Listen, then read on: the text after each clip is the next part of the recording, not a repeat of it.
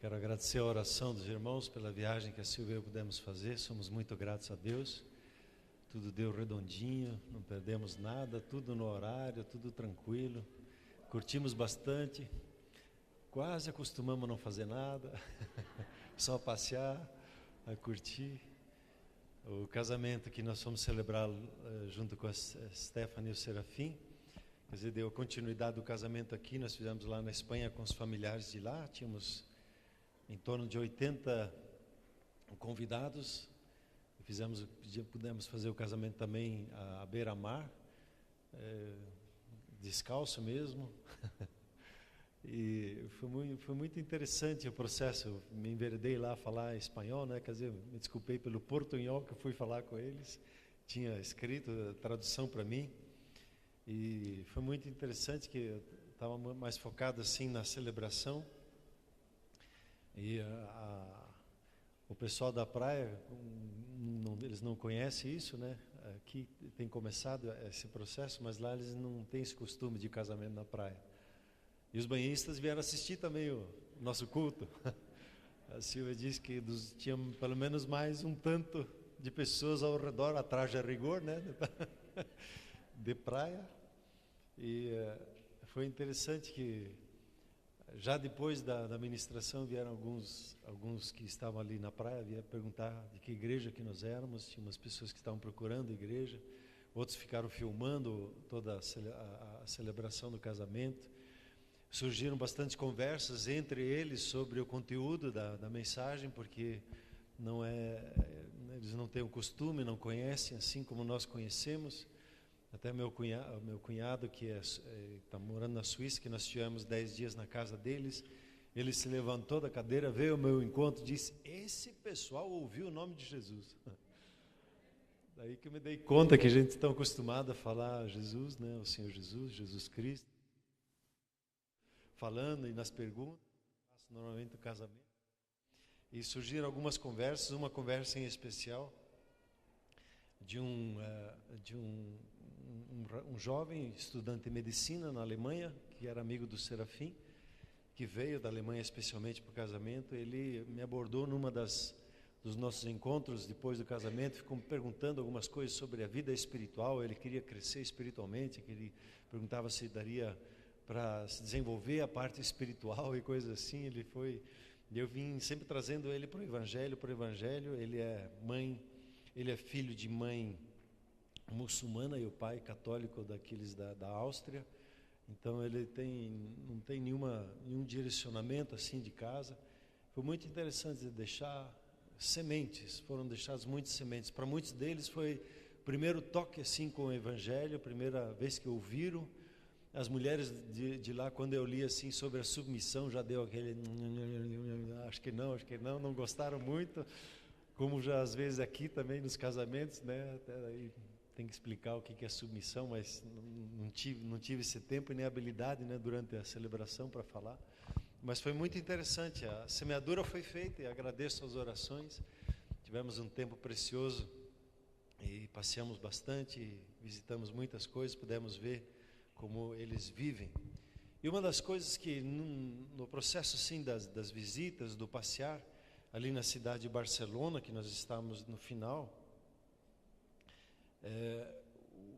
o espírito que gera naquela cidade é um espírito secular. Secular, não tem nada de Deus. E andando no meio daquelas pessoas, vem um sentimento assim sobre a minha vida. Cada um se vire, né? Se quer ir para o inferno, vá para o inferno. E um gelo assim, como é o costume na Europa, cada um para o seu lado. Você não entra na minha vida, eu não entro na sua vida, como algumas sabedorias do Facebook dizem, né? Você cuida da minha, eu cuido da sua, cada um, daí está tudo certo. Não, nós somos tutores, cuidamos uns dos outros, né? E estamos preocupados com a salvação. Eu tive que lutar com um sentimento assim, de ficar desinteressado. E a única maneira para superar isso é orando, né? Orando pelas pessoas e abençoando aquelas vidas para que encontrem ao Senhor Jesus. E isso tem a ver com o que nós estamos tratando e experimentando esse ano como igreja. Buscar a salvação de pessoas, o que é a nossa frutificação. Experimentar a manifestação do Senhor Jesus em nossas vidas, para que nós possamos amar as pessoas e cuidar das pessoas. O versículo-chave para esse ano, nesse ano da frutificação, é o que está colocado aqui, né? Vamos ler ele completo, João 15, 16, onde diz, vamos nos três ler juntos? 1, no 2, no 3. Vocês não me escolheram, mas eu os escolhi para irem e darem fruto, fruto que permanece, a fim de que o Pai lhes conceda o que pedirem em meu nome. O Senhor nos escolheu e nos separou para frutificarmos. É como uma semente. A semente em si, ela tem toda a informação que ela precisa para gerar uma árvore, gerar uma floresta. Assim é a palavra de Deus na sua vida. Quando você acolhe ela por si só, ela vai gerar esse fruto. Se tão somente você permitir essa semente cair no seu coração, ela vai ali frutificar. Como nós estamos ouvindo nesses dias, quando a semente cai na terra, o ambiente provoca ela, para que ela frutifique. E quando nós acolhemos a palavra de Deus no nosso coração, e acolhemos com gratidão, nós provocamos essa semente, e ela vai começar a trazer o fruto que precisa. E é isso que o Senhor Jesus diz: vocês foram escolhidos, designados para receber essa palavra, e essa palavra dentro de vocês vai trazer fruto naturalmente. Ela vai produzir, ela vai trazer a inquietude, o desejo de abençoar pessoas. E nós separamos esse ano em 5 fases, né? Nós passamos a fase da oração, em busca da frutificação. Nós fizemos aí o mês de abril e maio, março e abril, o tempo de comunhão. Nós estamos no meio de um processo agora da edificação de maio e junho. Em julho nós voltamos para mergulhar de novo na oração. E esses dias, até recebi já o tema para esse tempo de oração. A oração sem cessar. Vamos ser desafiados a orar sem cessar. E você tem um mecanismo que o Espírito Santo colocou dentro de você para você orar sem cessar. E nós vamos trabalhar nele nesse mês de julho. E aí em agosto e setembro nós vamos para a semeadura. E desde o começo do ano tenho orado e buscado em Deus como nós vamos fazer isso. Porque para mim não é natural evangelizar. E é um desafio para mim. Eu preciso, como aquele irmão diz, né, pegar o dedo assim, colocar atrás das minhas costas e me empurrar para isso. Para que eu possa falar do amor de Deus para as pessoas. E depois nós vamos trabalhar mais no final do ano sobre o processo da colheita, de acolher as pessoas, o fruto que Deus vai nos dando. Eu estive olhando um pouquinho as mensagens que nós trabalhamos nesses 2 meses da comunhão, e a última mensagem mexeu bastante comigo, a questão do poder do quando o Senhor Jesus diz assim, e Ele ora por nós a fim de que todos sejam como nós o somos. O padrão de Deus de unidade é que, como Ele é o Pai, o Filho e o Espírito Santo, nós o sejamos. E nele nós o somos, no propósito, que nos gera a unidade, e a igreja, ela experimenta a unidade. Está ouvindo o meu pastor, ele falou muito claro isso. Nós andamos em unidade como igreja. E o inimigo fica lançando mentiras no nosso coração, dizendo que nós não temos unidade. Se você pega uma Assembleia de Deus, ela tem um propósito que de ganhar vidas, de salvar vidas, amém ou não? Você pega uma Deus é amor, ela tem um propósito. Qual é o propósito? De ganhar vidas, salvar vidas. Você pega uma outra igreja qualquer, você vai perguntar, o que vocês fazem? Nós ganhamos vidas, nós trabalhamos para alcançar vidas. E aí está o ponto da nossa unidade, de transmitir o amor de Deus. Não importa a roupagem, o jeito que nós fazemos, nós temos unidade. E a igreja, ela anda em unidade. Nós não temos a união no sentido de estarmos todos formatados fazendo as coisas do mesmo jeito, não. Mas no Espírito nós temos essa unidade. O Espírito Santo que habita na minha vida, habita na sua vida. Opera nessa igreja, opera na igreja Rocha Viva ali um pouquinho mais adiante, na igreja Nova Terra ali mais adiante, a igreja Menonita mais ali. O Espírito Santo está operando para quê? Para trazer a igreja e levá-la nesse projeto de unidade, salvar vidas. E o Espírito Santo tem nos unido nesse propósito. Nesse mês, nesses 2 meses da edificação, nós estamos trabalhando, o Espírito Santo está trabalhando em nossas vidas, o sentimento de sermos uma equipe. Nós juntos, nós somos um time que joga para ganhar. Ganhar o quê? Vidas. Que trabalha para quê? Para abençoar famílias, para tocar as famílias e guardar as famílias. Estava compartilhando ontem lá em Vitimarsum, quando nós inauguramos lá, foi uma festa muito bonita lá, do templo em Vitimarsum. E a grande pergunta que vem em mim, como que lendo Isaías 55 ontem, me explodiu assim esse entendimento de uma forma nova, a pergunta: como eu posso servir o meu próximo para que ele encontre a salvação? Como eu posso servir o meu próximo para que ele cresça em Cristo Jesus? Como eu posso fazer e o que eu posso fazer para abençoar a sua vida, para que a obra de Cristo Jesus se torne ainda mais bonita? Quando esse ponto de unidade, esse propósito nos envolve, nós começamos a edificar a vida do outro, a cuidar da vida do outro. Como é que eu posso servir você? Como é que eu posso cooperar na sua vida para que a salvação em Cristo Jesus ela se aperfeiçoe? Amém, queridos? Amém ou não? Glória a Deus. No aniversário da igreja, nós conversamos um pouquinho sobre o progredir para a edificação da igreja. E nós ouvimos o testemunho de 3 pastores que foram formados aqui na casa. E como eles foram sendo fiel no pouco, servindo servindo o outro, servindo no estacionamento, servindo no som, servindo aonde eles tinham oportunidade, sempre se dispondo a servir. E isso trouxe para eles um crescimento. No Dia das Mães, pude acompanhar a celebração via internet, e o tema foi: a mulher sábia edifica a sua casa. As mulheres, elas têm uma chave importante nas suas mãos, né? A mulher, ela edifica a casa. A mulher é que faz diferença. Um dia, num congresso, o pastor Pio estava ministrando sobre esse tema: a mulher sábia edifica a casa. E não deu outra, né? No final da mensagem, ele perguntou assim: alguma pergunta? E uma mulher já levantou: e o homem? O texto diz: a mulher sábia edifica a sua casa. A mulher tem um segredo dentro dela de edificação, de multiplicar e abençoar a casa, né? O homem tem o seu lugar, tem a sua função, e aí nós falamos sobre o propósito do homem em um outro momento. No dia de Pentecostes, que foi há 2 domingos atrás, nós estivemos aqui celebrando o agir do Espírito Santo em nossas vidas com 3 palavras: fé, fidelidade e honra. E a máxima que o Senhor Jesus coloca lá em Lucas 16 é que a maneira com que eu trato as minhas finanças é a maneira com que eu cuido a minha vida espiritual. Se eu sou desleixado nas minhas finanças e não tenho o meu orçamento, não exercito fé, não exercito a fidelidade, a honra, é a mesma maneira que eu trato a minha vida espiritual. Jesus diz ali assim: se eu não cuidar das coisas que eu vejo, as coisas naturais, como é que Deus vai querer nos confiar as coisas que nós não vemos, o espiritual?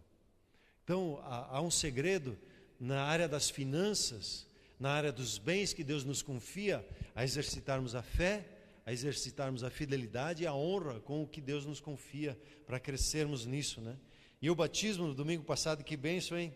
Eu não pude acompanhar porque o piloto dizia: e aí vamos nós, levantamos voo. Aqui levantou o culto, nós levantamos voo lá em Barcelona no mesmo horário. Mas foi muito gostoso assistir depois, via as mensagens que foram colocadas no Face, né? O testemunho, o batismo, né? E a palavra que foi colocada ali de Lucas 9, que Deus tem nos abençoado com poder e com autoridade. Ele nos tem dado muito mais que o Google dá, né? Ele dá, nós temos a informação e a capacitação da parte de Deus para abençoar a vida de pessoas. Nós somos bênção, somos abençoados para abençoar as pessoas ao nosso redor. E entrando nesse mês de junho, Você viu aqui nos avisos algumas coisas assim importantes que fazem o processo da construção, da edificação. Quando se edifica alguma coisa, você tem processos que você precisa estar passando. E nesse mês nós tivemos alguns processos que estão diante de nós. Esse processo de treinamento com o pastor Marcelo Bigardi, ele compartilhou conosco, foi lá em fevereiro, no núcleo de comunhão pastoral, um pouquinho do projeto que Deus tem colocado na vida dele, de como fortalecer uma liderança. E depois daquele encontro eu fui conversar com ele, quer dizer, fui conversar com a secretária, porque a gente já sabe onde que tem que, com quem conversar, né, para acertar a agenda. Falei com ela, depois só consolidei com ele, ele até fez questão, ele fez questão, eu quero tratar isso pessoalmente com você, e nós marcamos aí para o sábado que vem. É um treinamento de capacitação de liderança. Esse treinamento, ele não é só para a igreja, é para a sua caminhada profissional. O seu entendimento dentro de casa, de como liderar a sua casa, de como liderar a si mesmo. Cada um de nós lidera a si mesmo, né? Lidera o seu garfo, né? Como é que ele vai tratar esse garfo, né? Do quanto você lidera, você exerce uma liderança com o seu corpo, da maneira como se conduz, você exerce uma liderança dentro de casa com seus filhos, você exerce uma liderança no seu trabalho, na igreja, e nós precisamos estar constantemente nos capacitando na liderança. O pastor Marcelo Bigardi, ele tem um chamado de Deus nessa parte de formação de liderança, e ele tem estudado bastante, e ele vai vir nos abençoar junto com a equipe. Vai ser um treinamento daqueles que vai ter a ministração, você vai ter um trabalho numa apostila que você vai trabalhar, você vai sentar com os outros, vai conversar sobre isso. Alguns se assustam, né? Mas da 1h até as 9h, e vai passar voando. Você vai estar trabalhando, estudando, e nós precisamos do teu nome completo e do teu e-mail, porque você vai receber um certificado. Isso você vai poder usar aí na faculdade, onde que você às vezes precisa de uma hora de algum estudo extra, você pode dar o teu nome certinho e usar esse certificado para uma necessidade como essa. Então você recebe alguns brindes enquanto você vai sendo treinado, especialmente para a sua caminhada e a sua vida. Então, não deixe de faltar nesse treinamento. Se proponha, pega aquele dedo assim, ponha nas suas costas e diz: você vai participar desse treinamento. Vai lá que vai ser bênção na sua vida. Amém, igreja? E na sequência, eu estava lá na Suíça, daí o Kevin me ligou, e eu falei ele estava nos Estados Unidos, daí falei com o Maurício, que estava em Israel, estava bem interessante as conversas. E daí nós firmamos essa data na terça e na quarta-feira com o Kevin e o Maurício. E eu fiz questão de convidar o Maurício para ter comunhão com ele, e ele nos ajudar na tradução, que acrescenta muito, uma boa tradução, né? E vai ser são 2 noites de ativação profética. Eu sei que o Kevin, assim, nem todos se agradam dele, eu sei muito bem disso. Mas eu entendo que é importante a gente se expor para um ministério profético e ele puxar a gente para um crescimento. O Kevin tem feito isso comigo, eu trago ele talvez mais por minha causa e trazer também para a igreja, para que a gente avance, que a gente rompa alguns limitadores que a gente tem consigo mesmo. E desde os últimos 3 anos que eu tenho conversado com o Kevin, ele tem me puxado para um crescimento pessoal, e certamente é bênção na sua vida também te puxar um pouquinho, alargar um pouquinho o seu entendimento. Então, separe essas 2 noites para ser ministrado pelo Espírito Santo, por intermédio desses 2 irmãos que vêm aí nos abençoar. E o encontro face a face com Deus, né? Nós precisamos aí das inscrições, precisamos da sua oração. Foi fixado aí com o pastor Paulo há 2 domingos atrás já, né? 3 domingos atrás, o jejum e a oração. Então firme um dia, uma hora, uma refeição ou algo que você queira ofertar a Deus para orar pelo encontro, para jejuar pelo encontro. Nós vamos precisar também da sua ajuda durante os 2 encontros, né? Tanto das mulheres como dos homens. Queremos fazer um relógio de oração aqui na igreja ou em casa, como nós vamos organizar, ainda não sei certinho, mas nós vamos ter um relógio de oração para fortalecer esse processo do encontro. Alguns irmãos ainda têm um pouquinho de dificuldade para se inscrever por causa de finanças, e eu fiquei muito constrangido com um casal, E eles perguntaram para mim quanto é que custa o encontro. E eu tinha conversado alguns dias antes com eles. E eles falando que a mesa deles estava bem regradinha, porque os dois estavam desempregados, mas estavam buscando trabalho, assim por diante. 3 dias depois eles me ligam, quanto é que custa o encontro? Aí eu falei o preço. Eles disse, então pastor, nós queremos ofertar para 3.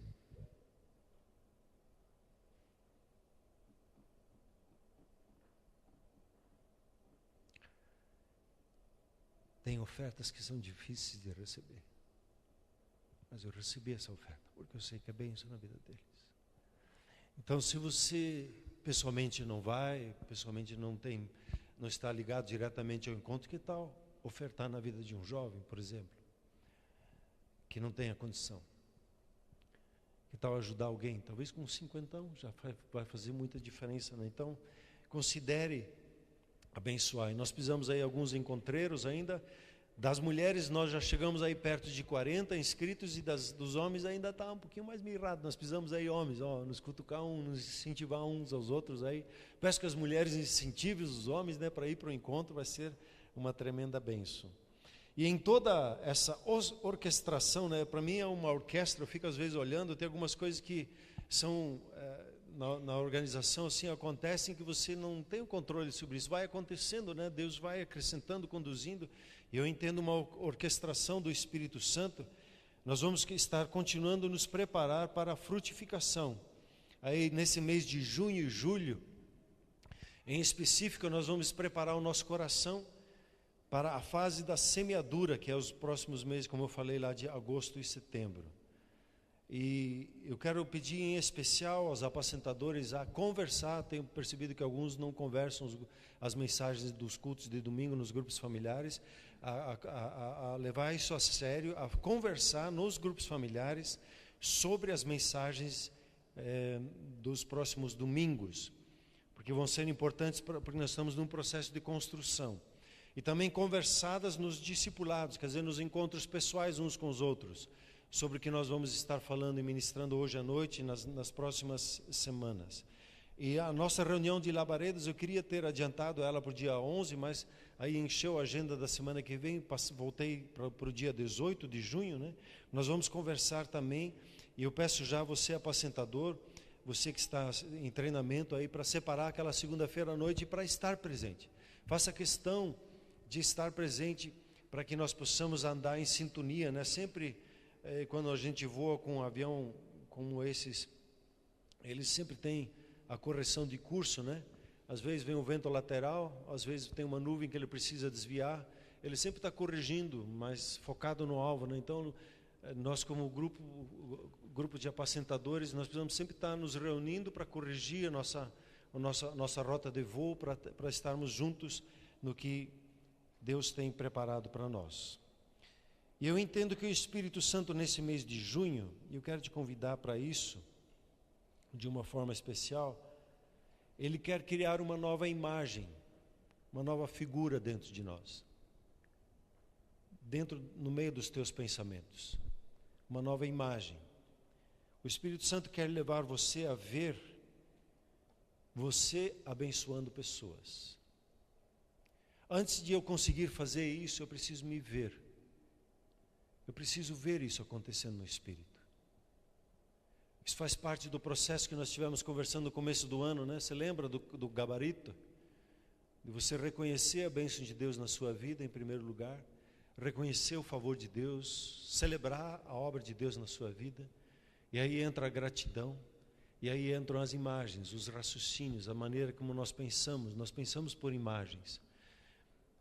E o Espírito Santo quer levar você a considerar esses 3 passos, a considerar a obra dele na sua vida, a considerar o amor que ele tem tido por você, e a maneira como ele tem tocado a sua vida, a sua família, como ele tem suprido, guardado, abençoado a sua vida, e você começar a ser grato por isso. E a partir daí você vai ver que essa bênção que está depositada aí, você vai ver Deus usando a sua vida, abençoando outras pessoas. Como que um canal, né, vem de bênção na sua vida, que vai tocando outras vidas, que vai abençoando outras vidas, que esse texto diz de você frutificar. Você consegue imaginar isso? Como você consegue imaginar isso? Você consegue talvez se dispor e dizer: Espírito Santo, eu quero ver isso dentro de mim. E muitas vezes nós não evangelizamos porque dentro de nós vemos uma porta fechada. Vemos essa imagem como essa imagem que me veio ali no meio de Barcelona, andando naquelas ruas estreitas que eles têm lá. Cada um escolhe o seu caminho, quer para o inferno, que vá. E o Espírito Santo quer dar uma outra imagem.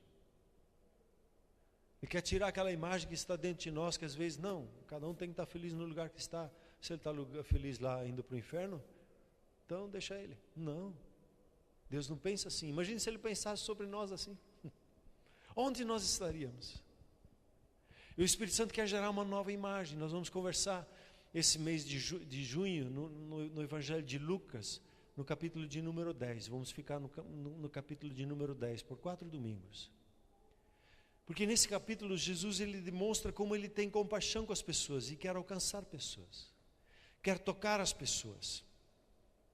E quero convidar você a ver o que o Senhor Jesus está vendo na sua vida. E como ele vê o Espírito Santo agindo na sua vida para abençoar pessoas, para tocar pessoas.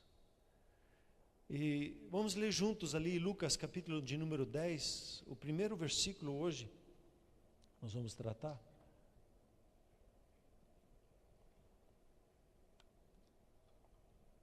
Lucas 10, que nem o gaúcho, né, diz, Lucas 10. Depois disso, o Senhor designou outros 70, e em dois os enviou, 72?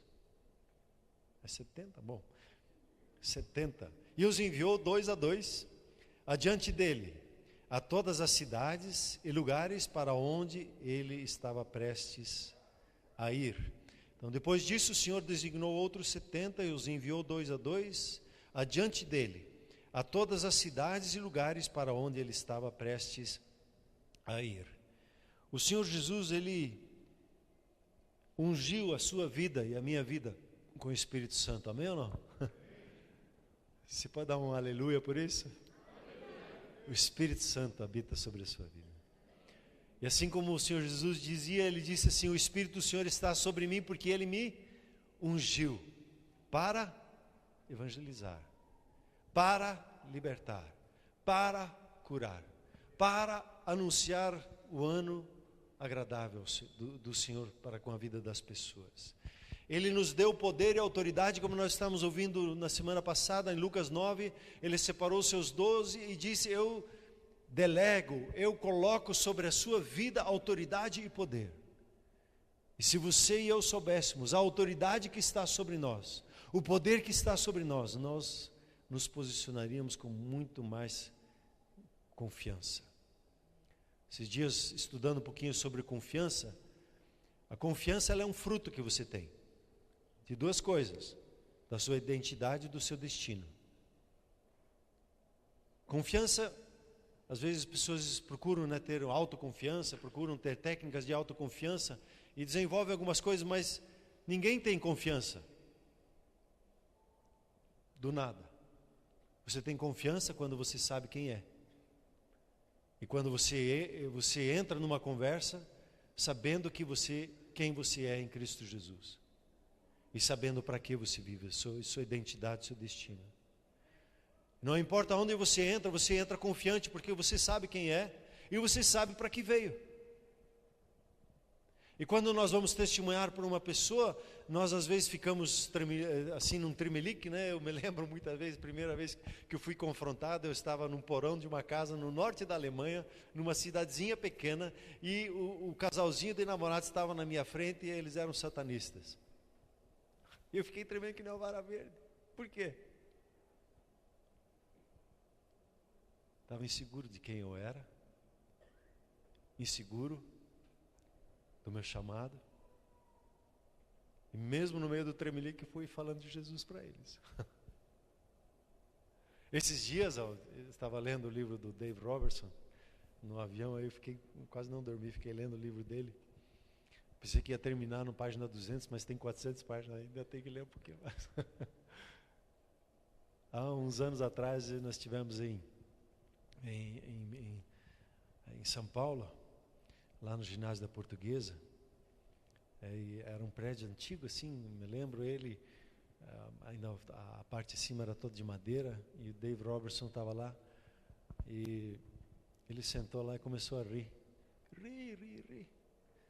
Aí ele disse assim, é que está cheio de demônios aqui, está tudo pendurado aí. Eles não são nada. São os perdedores, estão aqui, vão ouvir e vão ver como Deus vai ser glorificado. E ficou rindo ali.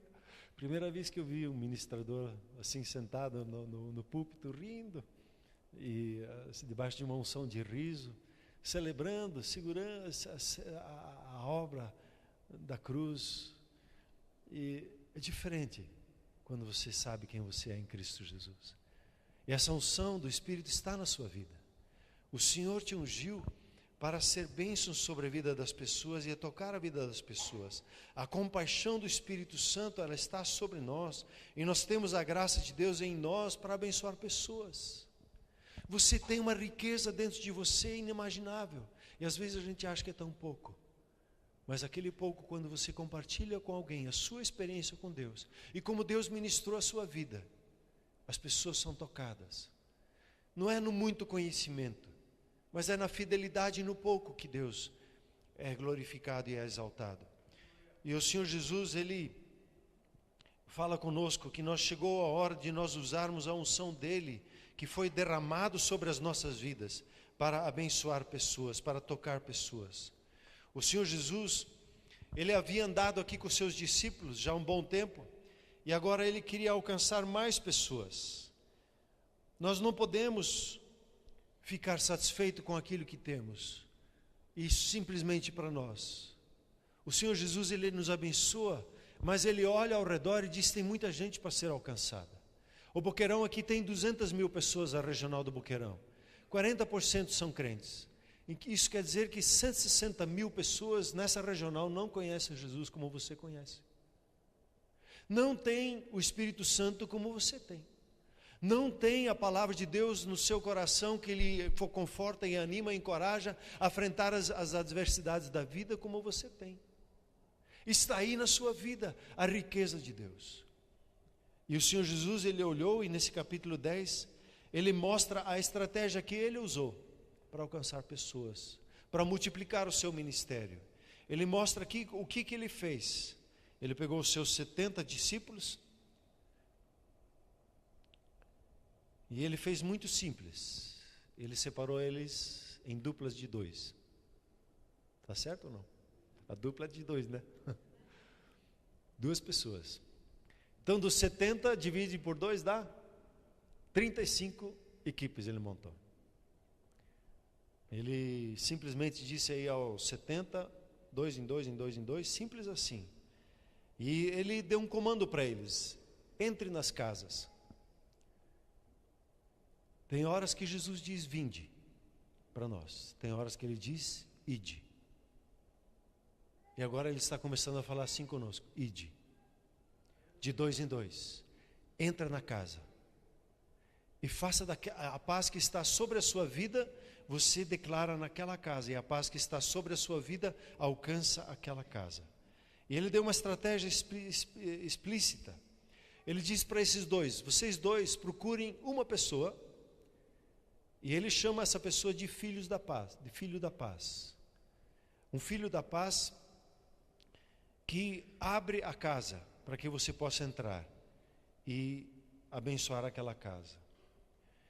Então, durante esse primeiro semestre que nós estivemos conversando e orando, nós estivemos buscando uma estratégia. Senhor, como é que nós vamos trabalhar em agosto e setembro?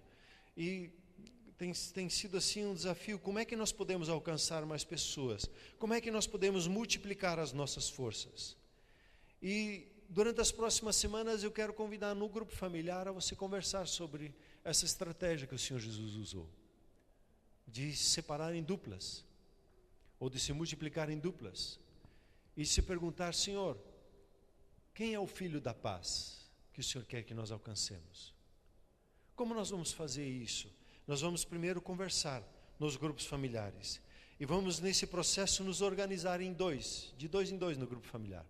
Pode ser um casal é dois, né? Ou pode ser só homem com homem, mulher com mulher, jovem com jovem, né? Jovem com jovem, alcançar outras pessoas. A primeira coisa que a gente precisa compreender nesse processo é que o Senhor Jesus designou. Ele chamou os 70 e Ele comissionou eles.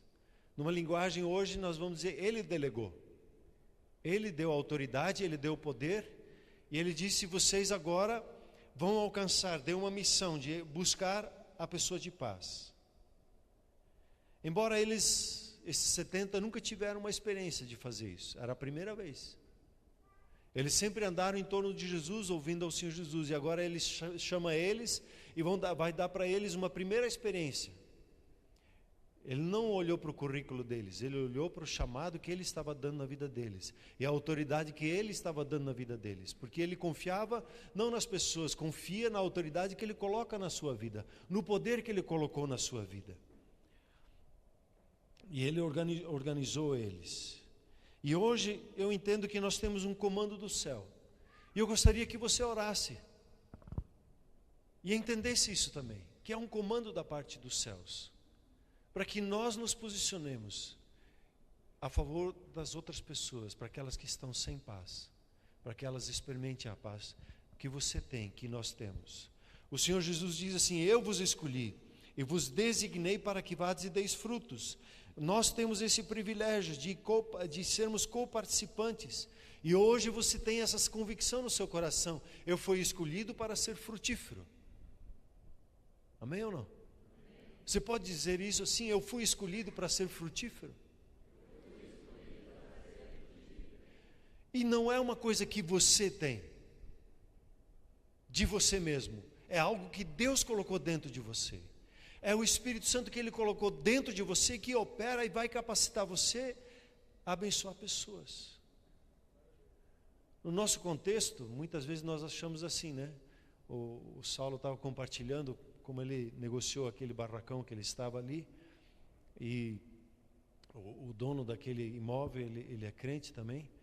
Ele começou a falar para ele assim: estou estudando e eles estavam negociando o aluguel, e eu estou estudando, acho que tem que fazer mais um curso ainda, e o Espírito Santo veio assim na vida explodiu na vida do Saulo, né? E o Saulo disse para ele assim: você não precisa estudar mais nada, só precisa abençoar pessoas. Esse homem começou a chorar no meio de uma negociação de aluguel. Ele começou a chorar tanto que ele pediu licença, foi no banheiro, e aí foi lavar a cara lá, se recompôs, voltou. Quando ele olhou pro Ideu de novo, porque o Espírito Santo estava tocando nele. Nós temos muitas vezes o foco assim: eu preciso estudar mais, e fica estudando e não age. Agora chegou a hora de agir com o que a gente tem. A gente tem se preparado um semestre todo, anos a fio, alguns aqui, para abençoar pessoas.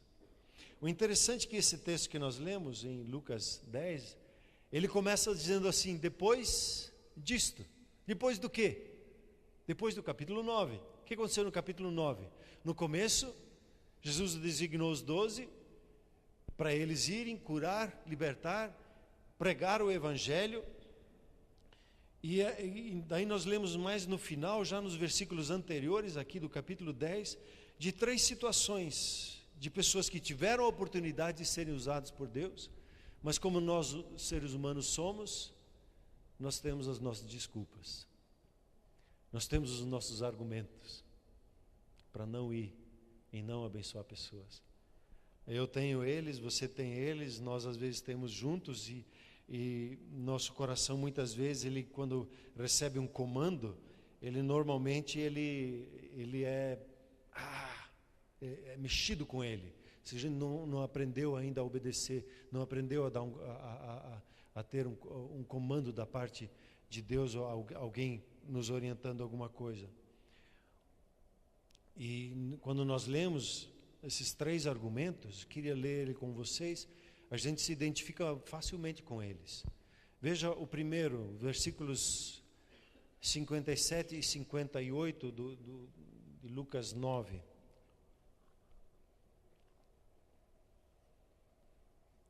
Quando andavam pelo caminho, um homem disse ao Senhor Jesus: eu te seguirei por onde quer que fores. Volta ali um pouquinho. Já ouviu falar? Estamos juntos, Jesus. No que for necessário, estamos aí. Tá bom, Jesus, no próximo versículo. Jesus respondeu: as raposas têm suas tocas, e as aves do céu têm seus ninhos, mas o Filho do Homem não tem onde repousar a cabeça. O primeiro, ele veio com todo entusiasmo, dizendo: eu quero participar, eu quero fazer parte. E o Senhor Jesus, ele toca no assunto, ele toca no assunto do conforto, ele toca no assunto da comodidade. Embora ele venha ali junto, dizendo: estamos juntos, para que der e que vier, Jesus fala: mas comigo não tem esse conforto que você pede. Algumas coisas vão ser incômodas, vão me tirar do meu conforto. E no momento como o que nós estamos vivendo, debaixo da unção do Espírito Santo, nós somos desafiados a entrar em portas na vida de pessoas. E isso causa certos desconfortos. Mas nós não podemos pensar na nossa comodidade. É hora de pensar no que Deus quer fazer na vida das pessoas, e não no que me agrada ou não me agrada. Às vezes nós precisamos abrir mão daquilo que nos é confortável, daquilo que é a nossa comodidade, né? Eu vou me incomodar com a salvação das pessoas ao meu redor? Sim. Eu vou precisar começar a orar para que Deus me mostre o Filho da paz? Sorria para mim. Sim. Eu vou ficar incomodado de separar uma noite por semana para ir na casa de alguém, numa pessoa desconhecida?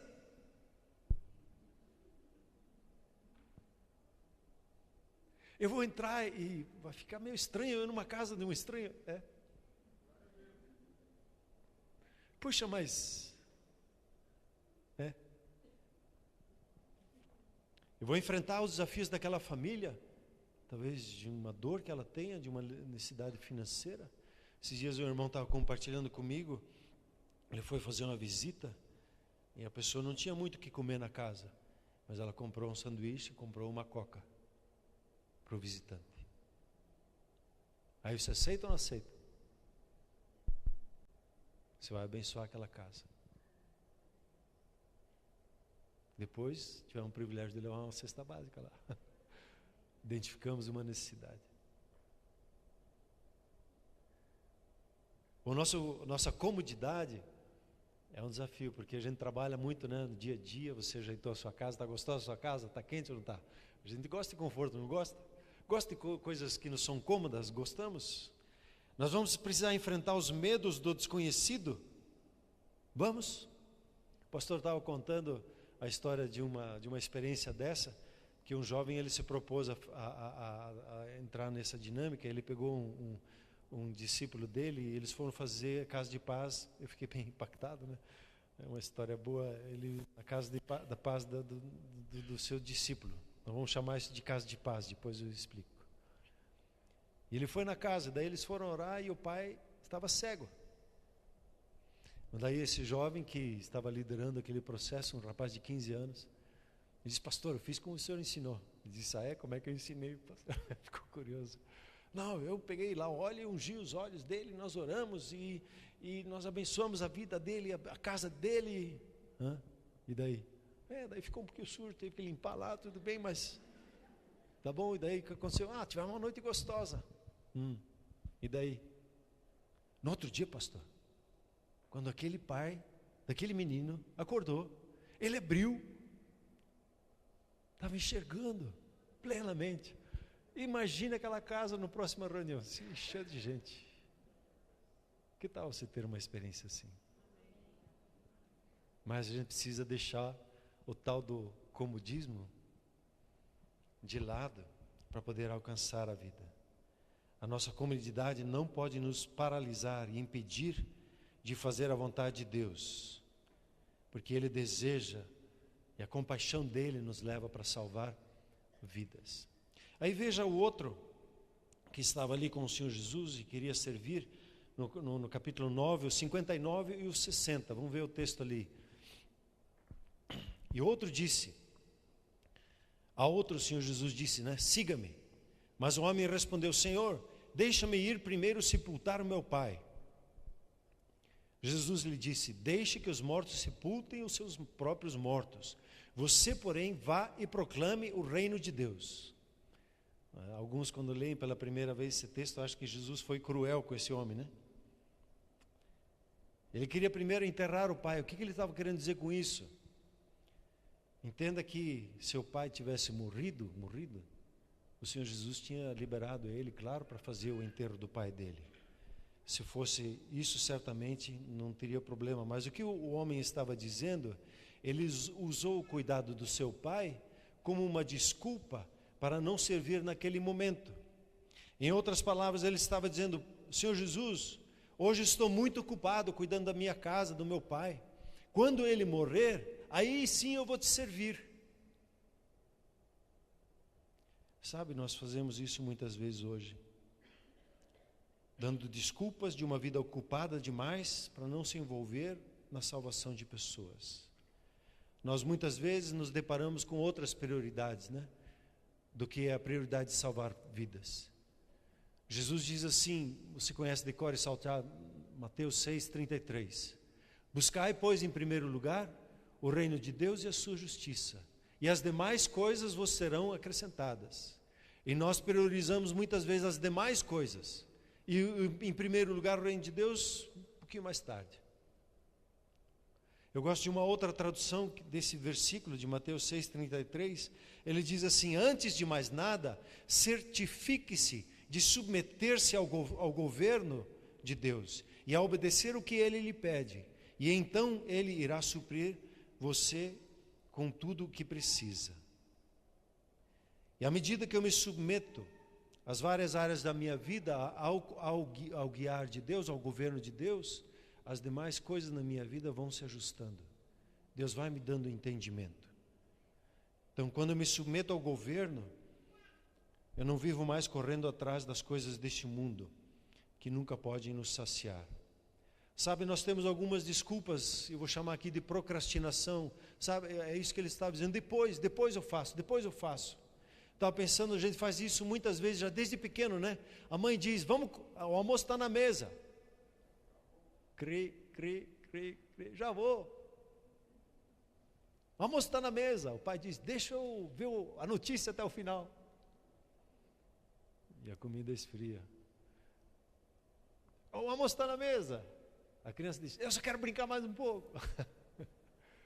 A gente, desde pequeno, a gente tem esse jeito, e até na educação dos filhos, a gente diz assim, né? Quando você vai chamar para o almoço, já avisa ele uma meia hora antes, daqui a meia hora, daqui a 15 minutos, vai dando aviso, não avisa assim em cima da hora, para que ele já vai se acostumando. Na igreja, muitas vezes, a gente tem que fazer isso também, já vamos avisando, para quando chegar na hora, a gente está pronto. Nós temos as nossas desculpas, né? Eu vou me casar nesse ano. Preciso me focar só nisso agora, não posso fazer mais nada. Eu vou prestar vestibular, eu preciso ficar focado. Não tenho tempo para o grupo familiar, nem para ir para o culto, vou estar estudando. Eu tenho filhos pequenos. Eu tenho que ganhar dinheiro agora é a hora de eu ganhar dinheiro. Agora sabe, eu já cheguei na idade, passei dos 50, já está doendo as costas. A gente sempre inventa uma desculpa, não é verdade? A gente é muito criativo para as nossas desculpas.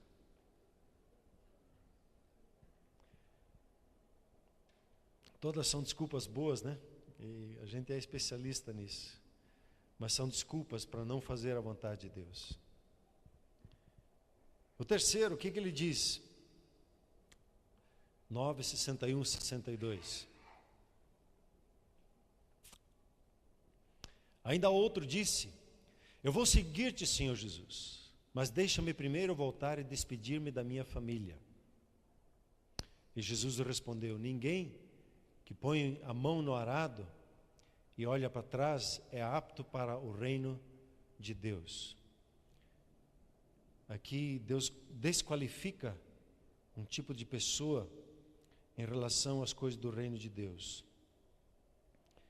A pergunta aqui é: eu estou disposto a ser enviado a estabelecer a paz na vida das pessoas e perseverar nessa missão até o fim? Nós vamos falar o que? De uns 8 encontros, de agosto e setembro, de começar e terminar. Começar bem e terminar bem. E a nossa característica como seres humanos é começar muita coisa e não terminá-las.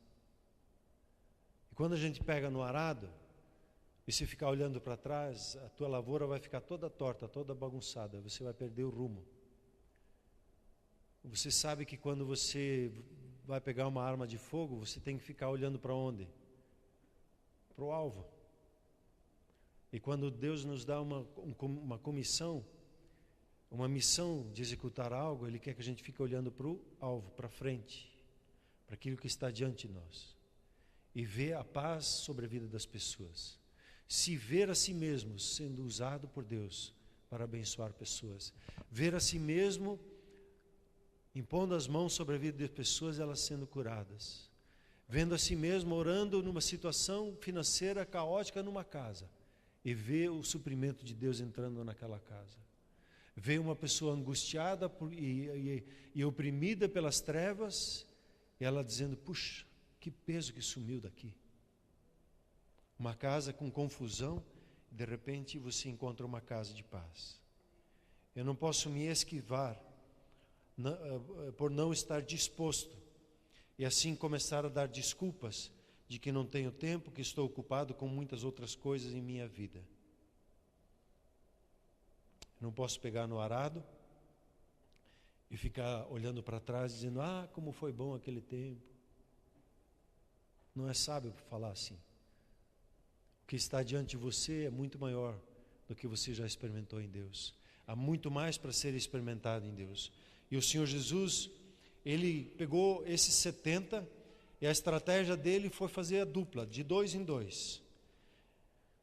Ele diz lá, vamos ler mais uma vez, depois desses 3 argumentos que ele enfrentou com os discípulos, e o Senhor Jesus, ele experimentou na liderança dele, veja lá Lucas 10:1, as mesmas coisas que nós enfrentamos hoje, na própria autoliderança nossa, né, dentro de casa. Ele enfrentou as mais diversas dificuldades como líder.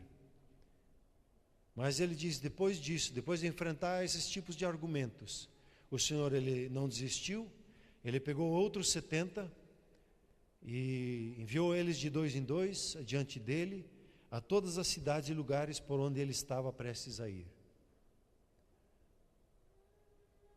E aqui está um segredo na maneira do Senhor Jesus agir, de trabalhar em duplas.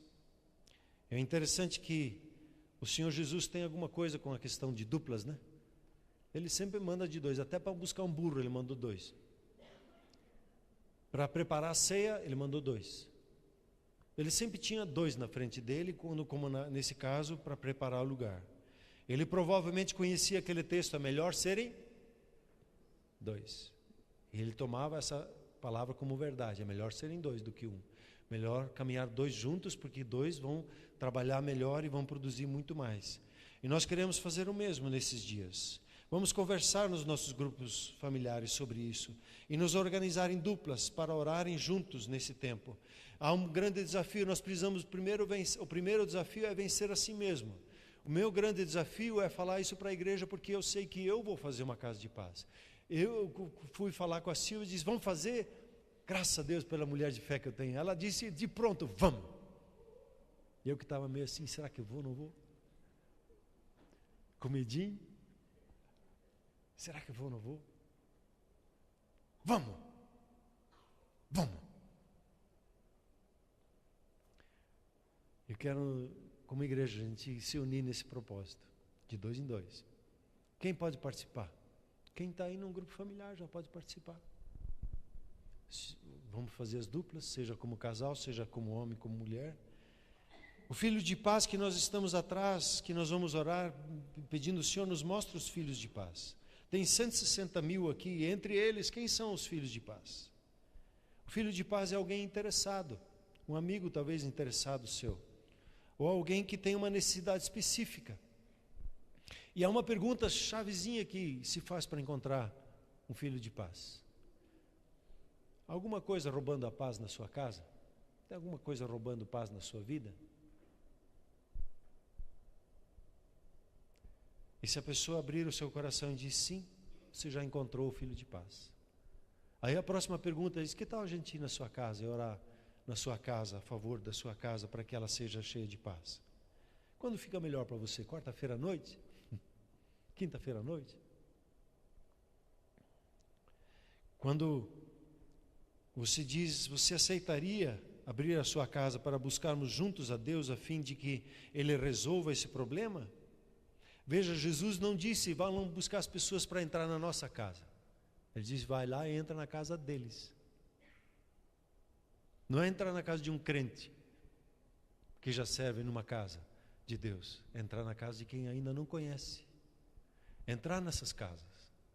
Esses dias, quando nós fizemos o trabalho de evangelização aqui, há uns anos atrás, eu recebi um nome, a Silvia e eu, nós fomos numa casa. E nós visitamos essa casa, fizemos uma casa de paz lá. Não tivemos o sucesso que nós queríamos, no sentido de trazê-los para cá, para participar junto. Mas nós tivemos o sucesso de entrar na casa e abençoar aquela casa. E as pessoas foram abençoadas ali. Até o rapaz lá, ele era cheio do tal da cerveja, né? Cerveja só, ele tinha uma cervejaria dentro da geladeira dele. Nós chegamos no segundo, no terceiro encontro, ele disse: ó, pastor, está vazio. Me livrei disso, estava ruim na minha vida, estava jogando dinheiro fora. Que beleza. Não falei nada para ele. Mas a paz entrou na casa dele. E o Alá, ano passado, nós estávamos na semana do avivamento. Eu fui numa igreja aqui embaixo, lá na João Salles Barcelo, quase chegando ali na linha verde. Quem eu encontro lá? Está o casal belo e formoso lá, servindo ao Senhor Jesus naquela casa. Glória a Deus. Me alegrei com eles. Deus abençoe vocês aqui. Deus use vocês. A semente vingou? Vingou. Não colhia ela, não, mas outro colheu. Glória a Deus, né? Estão ali sendo abençoados.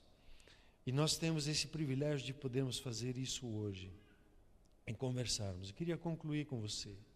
Vamos conversar. Vamos nos abrir para uma conversa. Se você diz: eu não quero, tudo bem. Ninguém é obrigado, mas nós vamos insistir com todos para que todos participem. Juntos nós vamos ser bênção para as pessoas que estão tendo algum tipo de necessidade. Iremos experimentar os milagres de Deus, sim. Quando esse texto diz aqui: eu vos designei para que vocês deem fruto e o vosso fruto permaneça, o que vocês pedirem o vosso Pai vai dar, porque Deus está muito interessado em atender a oração das pessoas em necessidade. E elas estão orando e clamando pela ajuda. E quem é a resposta? Quem está com a resposta na mão? Você e eu. Deus abençoa pessoas por intermédio de pessoas. Deus abençoa a sua vida para abençoar outros. E nós temos um chamado em conjunto para fazer isso junto. É muito melhor, porque nós nos incentivamos uns aos outros. Ah, mas eu tenho medo de ser rejeitado. Eu também. E daí? Vamos deixar o medo vencer a gente? Não. Nós vamos superar as nossas limitações, nossos medos, as nossas inseguranças.